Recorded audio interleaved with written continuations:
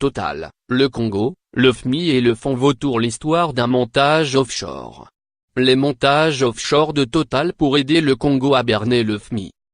C'est une histoire découverte au détour de quelques centaines de pièces d'archives du cabinet d'avocats britannique Appleby, dont des millions de documents ont pu être consultés par les journalistes du Monde et les partenaires du Consortium international des journalistes d'investigation, ICIJ. En litige avec le Congo depuis son rachat d'Elf en 2000, le groupe français Total parvient à un accord avec Brazzaville en juillet 2003. La compagnie pétrolière obtient l'effacement de divers contentieux avec l'État et, en échange, lui cède pour un franc symbolique ses parts dans une concession pétrolière maritime. En besoin de liquidités, le Congo veut vendre par anticipation le pétrole qui sera extrait dans les années suivantes. Mais cette pratique est interdite par le Fonds monétaire international pour tous les États demandant son aide. Les documents racontent comment Total a réalisé un complexe montage offshore pour masquer la véritable identité du nouveau propriétaire du champ pétrolier, sollicitant au passage l'aide de la banque française BNP Paribas. Lire l'enquête. Comment le groupe Total a aidé le Congo à berner le FMI. Elliott Management, le fonds Vautour qui veut faire payer les États. Le dossier Likwala du nom d'une société écran montée par Total, aurait pu rester secret si un fonds d'investissement américain ne s'en était pas mêlé. Elliott Management s'est fait une spécialité de racheter, à bas prix, des émissions de dette souveraines d'États en situation de quasi-faillite et de faire payer ces derniers, souvent par des actions en justice.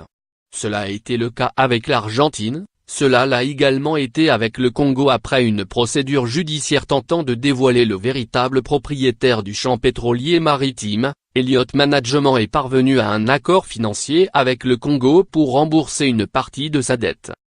Lire le Zoom. Elliott Management, le fonds spéculatif qui a fait payer le Congo-Brazzaville. Le Congo, État au compte opaque et miné par la corruption. Cette histoire pourrait ne relever que du passé si le Congo n'était de nouveau pas au bord de la faillite et à ce titre, solliciter à nouveau l'aide du Fonds monétaire international. La vente par anticipation de pétrole, ainsi que des emprunts gagés sur les produits pétroliers, sont toujours interdits par l'institution mondiale. Le FMI est confronté de manière régulière à l'opacité des comptes publics congolais. Des ONG demandent notamment à l'institution internationale de s'assurer de conditions de transparence dans le pays et la mise en place de cadastres pétroliers dans le pays, pour centraliser toutes les informations disponibles sur les entreprises extractives. Lire aussi. Le FMI face à l'opacité des comptes publics du Congo-Brazzaville. À ce problématique manque de transparence, s'ajoute une machine déterminée par la corruption. Celle-ci est au cœur de la vie politique et économique du pays. On retrouve, dans l'histoire récente du pays, plusieurs affaires dans lesquelles les bénéfices pétroliers du pays ont été soustraits au profit de quelques puissants, parmi lesquels les proches du président actuel, Denis Sassou Nguesso. Lire aussi. Congo, cache-cache et corruption. L'histoire remet en lumière le rôle prépondérant qu'a eu, pendant plusieurs décennies, la compagnie pétrolière Elf, rouage essentiel de la France-Afrique mêlant argent sale, diplomatie et réseau d'espions. Récit. Le pétrole congolais d'Elf, huile de la France-Afrique. Les paradis papers désignent une enquête menée par le Consortium international des journalistes d'investigation, ICIJ, et ses 96 médias partenaires, dont Le Monde, soit 400 journalistes de 67 pays.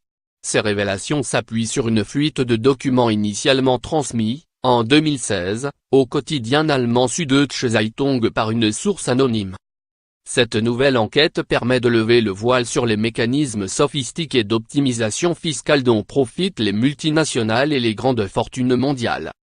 Les paradis papers sont composés de 3 ensembles de données, qui représentent au total près de 13,5 millions de documents.